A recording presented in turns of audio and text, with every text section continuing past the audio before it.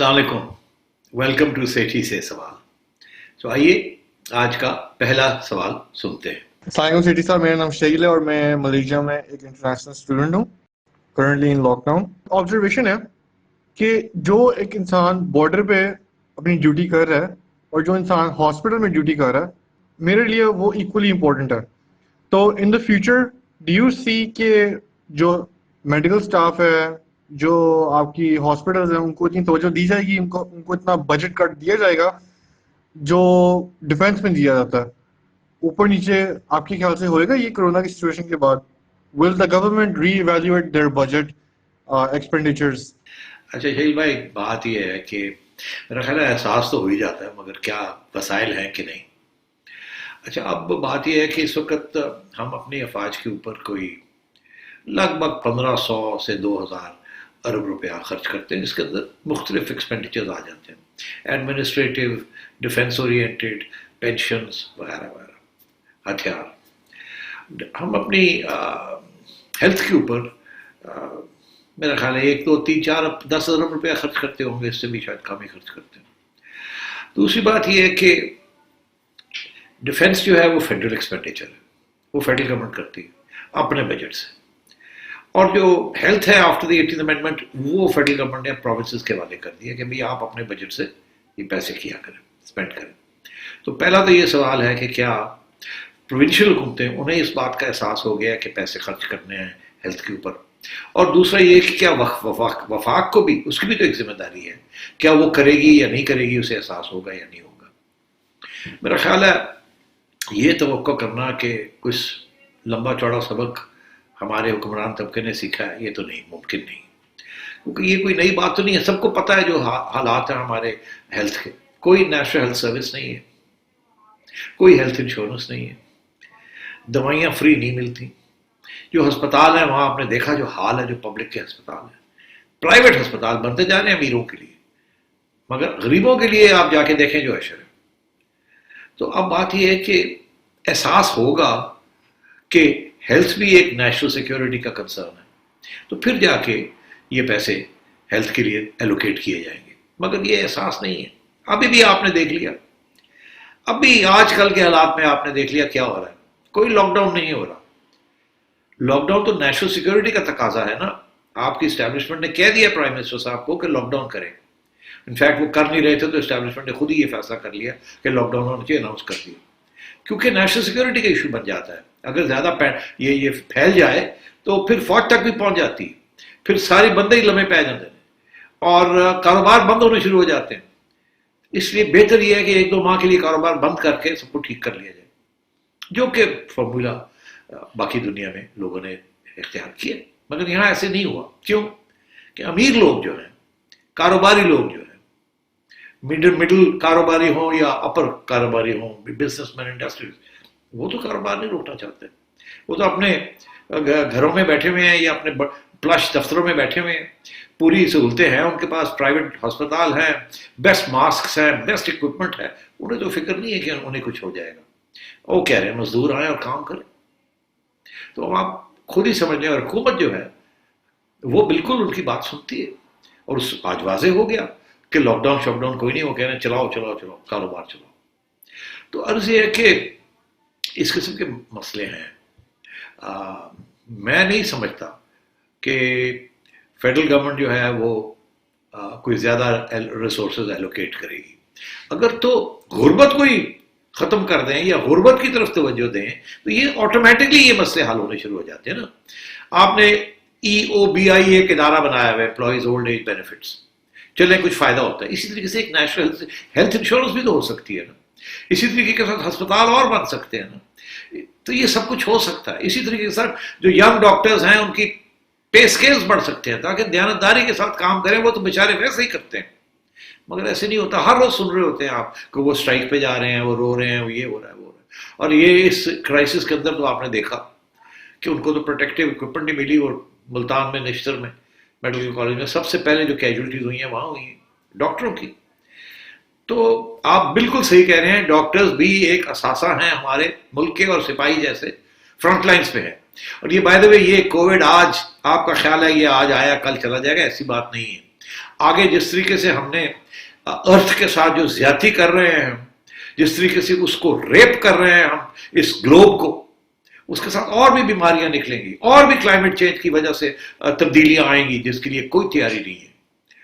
امیر طبقہ جیبیں بھر رہا ہے، دنیا کے سارے امیر اکٹھے ہوئے ہیں، غربت بڑھ رہی ہے، اور امیر اور غریب کے درمیان فاصلے بڑھ رہے ہیں۔ اس لیے یہ کون اس قسم کا انقلاب پاکستان میں لائے گا؟ جیسے انقلاب یورپ میں آئے تھے، انہوں نے اپنے لوگوں کا خیال کیا، کون لائے گا؟ بڑا مشکل ہے۔ آپ نے دیکھ ہی لیا جن سے توقع تھی کہ وہ تبدیلی لائیں گے، انہوں نے کس قسم کی تبدیلی وہ لے کے آئے ہیں اور کس کے ساتھ مل کے وہ کام کر رہے ہیں۔ اس لیے یہ آپ کا خیال کہ آگے جا کے کوئی بجٹس ہمارے اس طریقے سے بنیں گے، میں سمجھتا ہوں اس کا 10% بھی نہیں ہوگا۔ جو پیسے آپ ڈیفنس پہ خرچ کر رہے ہیں اس سے 10% بھی اس کا آپ ہیلتھ پہ نہیں کریں گے، انفارچونیٹلی۔ بڑی ہماری بدقسمتی ہے، اینڈ آئی ایم سوری کہ یہ بیڈ نیوز جو ہے میں آپ کو یہ دے رہا ہوں۔ میری دعا ہے، میری امید ہے کہ ہمارے امیر لوگ، ہمارے حکمران طبقہ بات سن لیں، سمجھ لیں، اور غریبوں کے لیے اور اپنے عوام کے لیے اس قسم کی سہولتیں پیدا کریں تاکہ یہ سارے مسائل جو آگے جا کے اگر آتے بھی ہیں تو ان کو صحیح طریقے سے ہم ڈیل کر سکیں۔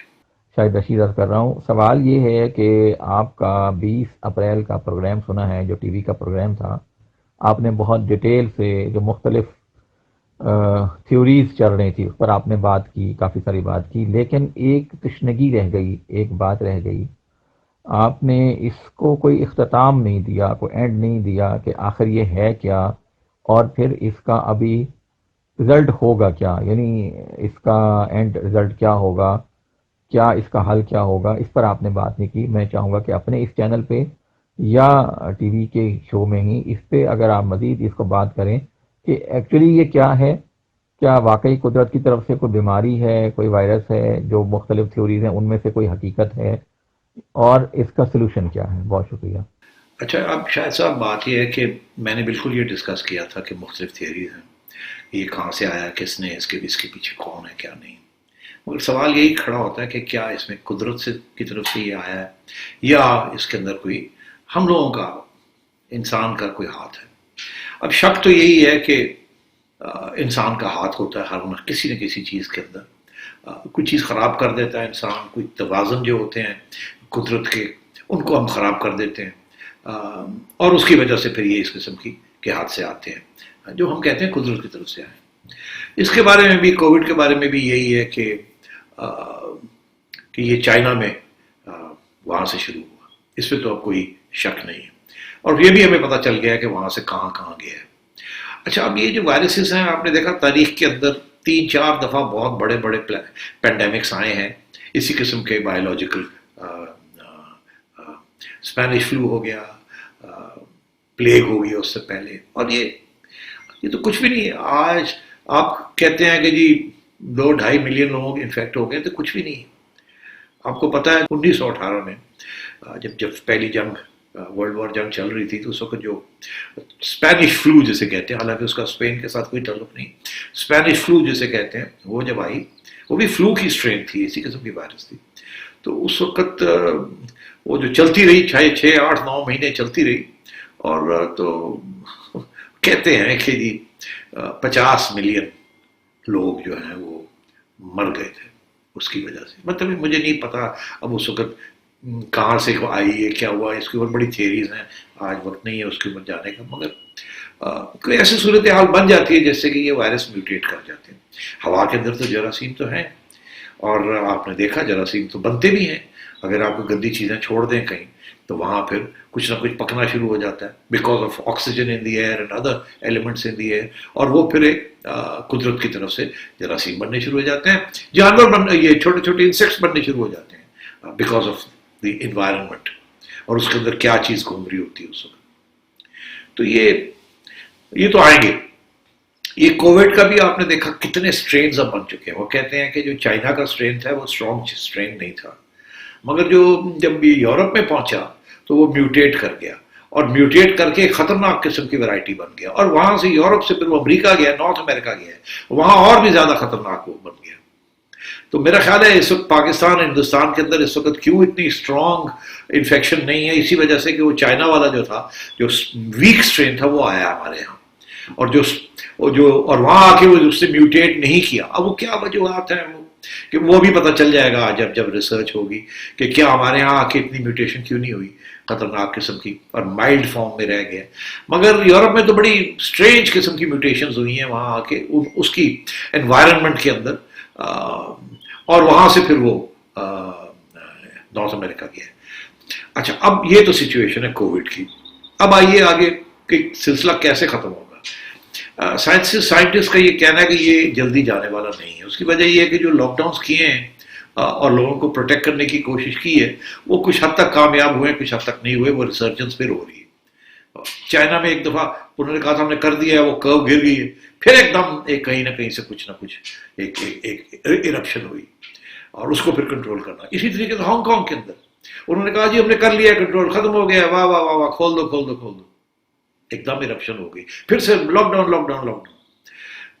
اسی طریقے کے ساتھ امریکہ میں، جرمنی میں، یہ سب جگہ پہ، یو کے میں ایک دن وہ سوچتے ہیں کہ اب لاک ڈاؤن کافی ہو گیا، اس کو روک دیتے ہیں، اور پھر کھولنے لگتے ہیں تو کچھ ہو جاتا ہے تو پھر کہتے ہیں روک دیں. اب آپ نے دیکھا کتنی دفعہ لاک ڈاؤن ایکسٹینڈ ہو رہے ہیں، پہلے کرنے کے لیے تیار نہیں تھے تو اب ایکسٹینڈ کرنے کی باری آ گئی. یہ اتنی جلدی جانے والا نہیں ہے. آل پریڈکشنز کہ یہ رہے گا اور یہ آتا جائے گا، یہ میوٹیٹ ہوتا رہے گا، اور آپ نے یہاں کنٹرول کر لیا، پھر کہیں نہ کہیں شروع ہو جائے گا. وہاں کچھ ویکسینیشن ابھی آئی نہیں ہے، اس وقت کہیں سے پھر ایرپشن ہوگی، پھر کوارنٹین کرنے پڑیں گے. اب تو نیشنل کوارنٹینز ہو رہے ہیں نا، لاک ڈاؤنز ہو رہے ہیں. آگے جا کے اگلے 4-5 مہینے کے اندر آپ دیکھیں گے علاقے جو ہے ان کو کوارنٹین کر دیا جائے گا. جہاں جہاں یہ ایرپشن ہوگی وہاں علاقے بند کر دیے جائیں گے کچھ عرصے کے لیے. اور ٹیسٹنگ، تو جیسے جیسے ہماری ٹیسٹنگ فیسلٹی بہتر ہوتی ہے اور ویکسین کی اویلیبلٹی آ جاتی ہے، تو یہ اس کے بعد پھر جا کے اس کی جو امیونٹی ہے اس کے خلاف، اس کی ہمارے پاس سلوشن ہوگی. میرا اپنا خیال ہے، جو میں نے سارا لٹریچر پڑھا ہے اس کے اوپر، کہ وہ کہہ رہے ہیں ویکسین 6 مہینے تک ہو جائے گی. باتیں تو ہو گئی ہیں جی اگلے مہینے آ رہی ہے، ٹیسٹنگ ہوتی ہے، پھر اس کے ٹرائلز ہوتے ہیں سو آن. تو اگر سال کے اندر اندر آپ کو اچھی ویکسین مل جاتی ہے تو پھر جا کے آپ اس کو کنٹرول کر لیں گے. پھر وہی ویکسین کے شاٹس لگانے پڑیں گے آپ کو امیونٹی لینے کے لیے. ابھی بھی آپ اینٹی فلو شاٹس لیتے ہیں، اینٹی نمونیا شاٹس لیتے ہیں سال کے ٹھنڈ آنے سے پہلے، ونٹر سے پہلے، تو اس کے ساتھ پھر آپ کو امیونٹی ڈیولپ ہو جاتی ہے. پھر اگر کوئی اٹیک آتی بھی ہے تو اس کو آپ کا جسم جو ہے اس کے اندر جو اینٹی باڈیز ہوتی ہیں جو وہ اس کو ریزسٹ کرتی. تو میں سمجھتا ہوں کہ ایونچولی تو ہم کر لیں گے اس کو کنٹرول. اگر آج اس کو کنٹرول کریں گے کل کچھ اور چیز نکل آئے گی. تو یہ کوئی سلوشن نہیں ہے لانگ ٹرم، ایکسیپٹ کہ جو توازن ہے نیچر کا، قدرت کا، اس کو ہم ڈسٹرب نہ کریں زیادہ. ہم نے بہت ڈسٹرب کر دیا، اور اس کے اوپر پورا ایک پروگرام ہو سکتا ہے کہ کیسے ہم نے قدرت کے جو توازن ہے ہماری زندگی میں، انسان نہیں، ساری ارتھ کی زندگی میں، وہ کلائمیٹ، ہمارا تعلق اس کے ساتھ، پانی کے ساتھ، ہوا کے ساتھ، یہ سارے جو ہے نا بہت تبدیل ہو گئے انڈسٹریلائزیشن کے بعد، پاپولیشن گروتھ کے بعد اور غربت کے بعد. اور سسٹمز ہم نے اس قسم کے ان پلیس نہیں لے کے آئے، اسپیشلی ان پور کنٹریز. اس لیے this is here to stay. We will find a cure. یہ کیور مل جائے گی آپ کو، ویکسین آ جائے گی اور ہم اس کو کنٹرول کر لیں گے. مگر ذہن کے اندر یہ اب شک رہے گا، یہ فکر رہے گا. اگلی دفعہ اگر کوئی چھوٹی سی خبر بھی آئی تو لوگوں نے ماسک پہننے شروع کر دینے ہیں اور سوشل ڈسٹینسنگ شروع کر دینی ہے. اب ہم نے یہ سیکھنا شروع کر دیا ہاتھ دھونے. اب یہ دیکھیے گا، یہ جو عادت ہے نا یہ جائے گی نہیں. اب اتنا اس کی وجہ سے خوف آیا کہ اب ہم ہر وقت ہاتھ دھوتے ہیں، اور جب پتہ بھی چل جائے گا یہ چل جائے گا پھر بھی ہم اپنا خیال کریں گے.